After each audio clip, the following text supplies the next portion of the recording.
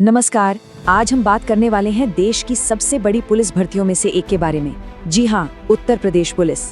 तो अगर किसी का सपना है खाकी वर्दी पहनने का और वो भी यूपी पुलिस में, तो ये जानकारी उनके बहुत काम आने वाली है। 81,000 से भी ज्यादा। जी हाँ, ये नंबर बिल्कुल सही है। जरा सोचिए, 2026-27 के फाइनेंशियल ईयर में उत्तर प्रदेश पुलिस 81,000 से ज्यादा भर्तियां करने जा रही है। ये वाकई में एक बहुत बड़ा मौका है देश भर के युवाओं के लिए। और देखिए, खुद मुख्यमंत्री योगी आदित्यनाथ का क्या कहना है। वो कहते हैं, ये बड़े पैमाने पर भर्ती अभियान राज्य को एक सक्षम, ऊर्जावान और आधुनिक पुलिस बल से लैस करेगा।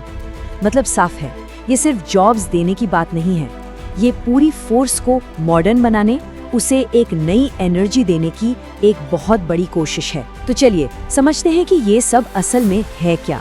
तो आज हम क्या क्या कवर करने वाले हैं। सबसे पहले तो इस भर्ती के साइज को समझेंगे, फिर कांस्टेबल और सब इंस्पेक्टर के बीच क्या फर्क है वो जानेंगे। इसके बाद सिलेक्शन का पूरा प्रोसेस क्या है उस पर नजर डालेंगे। फिर देखेंगे कि आज की मॉडर्न यूपी पुलिस कैसी है। और हाँ, सबसे जरूरी बात, सही और ऑफिशियल जानकारी कहाँ से मिलेगी और फर्जी खबरों से कैसे बचना है। तो चलिए शुरू करते हैं पहले पॉइंट से। मतलब ये भर्ती कितनी बड़ी है, इसका स्केल क्या है। क्योंकि जैसा मैंने कहा, ये सिर्फ एक और रिक्रूटमेंट ड्राइव नहीं है, ये पुलिस फोर्स को मजबूत करने के लिए उठाया गया एक बहुत बड़ा कदम है। तो सवाल उठता है कि किन किन पदों पर भर्ती हो रही है। देखिए, लिस्ट में कई तरह के रोल हैं, जैसे पुलिस कांस्टेबल, सब इंस्पेक्टर यानी SI, computer operator, radio assistant operator और यहाँ तक कि गोपनीय सब इंस्पेक्टर भी। लेकिन ज्यादातर लोगों के लिए जो दो मेन एंट्री पॉइंट है वो है कांस्टेबल और सब इंस्पेक्टर। ठीक है, तो अब सबसे जरूरी सवाल पर आते हैं, कांस्टेबल या सब इंस्पेक्टर।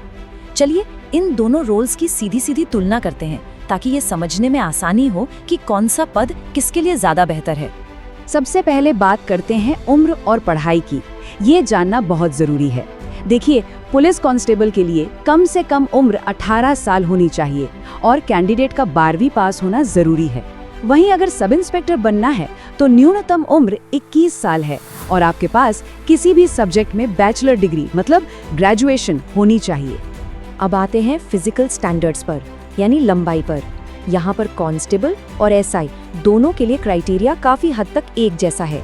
जनरल, ओबीसी और एससी कैटेगरी के पुरुष उम्मीदवारों के लिए हाइट 168 सेंटीमीटर होनी चाहिए और एसटी कैटेगरी के लिए 160 सेंटीमीटर। वहीं महिला उम्मीदवारों में जनरल, ओबीसी, एससी के लिए 152 सेंटीमीटर और एसटी कैटेगरी के लिए 147 सेंटीमीटर हाइट होनी चाहिए। अच्छा, अब बात करते हैं सबसे मुश्किल लगने वाले टेस्ट की, फिजिकल एफिशिएंसी टेस्ट यानी दौड़। यहाँ एक छोटा सा लेकिन अहम फर्क है। पुरुष उम्मीदवारों को 4.8 किलोमीटर की दौड़ लगानी होती है। कांस्टेबल के लिए टाइम मिलता है 25 मिनट, जबकि एसआई के लिए यही दूरी 28 मिनट में पूरी करनी होती है। इसी तरह महिला उम्मीदवारों को 2.4 किलोमीटर दौड़ना होता है, कांस्टेबल के लिए 14 मिनट में और एसआई के लिए 16 मिनट में। चलिए अब आगे बढ़ते हैं और देखते हैं कि सिलेक्शन का ये पूरा सफर कैसा होता है। इसे आप एक तरह की चुनौती समझ सकते हैं, जिसमें कई पड़ाव हैं और हर उम्मीदवार को इन सभी से गुजरना होता है। तो ये पूरा सफर शुरू होता है एक लिखित परीक्षा से। ये पहला और सबसे बड़ा पड़ाव है। ये एक ऑब्जेक्टिव टाइप का एग्जाम होता है, जिसमें 4 मेन एरिया से सवाल पूछे जाते हैं, आपकी नॉलेज और स्किल्स को परखने के लिए। तो सिलेक्शन का पूरा रास्ता इन 4 स्टेप्स में बटा हुआ है। सबसे पहले स्टेप 1, लिखित परीक्षा। इसे क्लियर करने के बाद स्टेप 2, डॉक्यूमेंट वेरिफिकेशन और फिजिकल स्टैंडर्ड टेस्ट यानी पीएसटी। फिर आता है स्टेप 3, फिजिकल एफिशिएंसी टेस्ट या पीट, जिसमें दौड़ होती है। और आखिर में स्टेप 4, एक डिटेल्ड मेडिकल एग्जामिनेशन। याद रहे, हर स्टेज को पार करना जरूरी है अगले में जाने के लिए। अच्छा, सिलेक्शन प्रोसेस तो समझ लिया, पर अब जरा ये भी देख लेते हैं कि जिस फोर्स में जाने की तैयारी हो रही है वो आज के दौर में कैसी है। क्योंकि आज की यूपी पुलिस पहले जैसी नहीं है। ये अब टेक्नोलॉजी और सिटीजन सर्विस पर बहुत ज्यादा फोकस कर रही है। जरा ये नंबर देखिए, करीब 6 मिनट। ये क्या है? ये है यूपी 112 इमरजेंसी सर्विस का एवरेज रिस्पॉन्स टाइम। मतलब किसी भी इमरजेंसी में पुलिस करीब 6 मिनट में पहुंच जाती है और उनका टारगेट इसे और भी बेहतर करने का है। ये सब मुमकिन हो पाया है टेक्नोलॉजी की मदद से। और अब एक और चौंकाने वाला आंकड़ा, 425 करोड़ रुपए।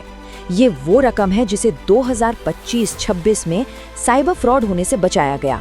ये दिखाता है कि यूपी पुलिस साइबर क्राइम से निपटने के लिए कितनी तेजी से काम कर रही है और कितनी मॉडर्न हो चुकी है। और ये जो मॉडर्नाइजेशन है ये सिर्फ टेक्नोलॉजी तक ही सीमित नहीं है। देखिए, भर्ती प्रक्रिया को टेक्नोलॉजी की मदद से पारदर्शी बनाया जा रहा है।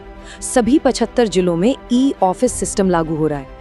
और तो और ऑपरेशन मुस्कान जैसी पहल के तहत 2325 खोए हुए बच्चों को उनके परिवारों से मिलाया गया। ये दिखाता है कि पुलिस कितनी मल्टी डायमेंशनल हो रही है।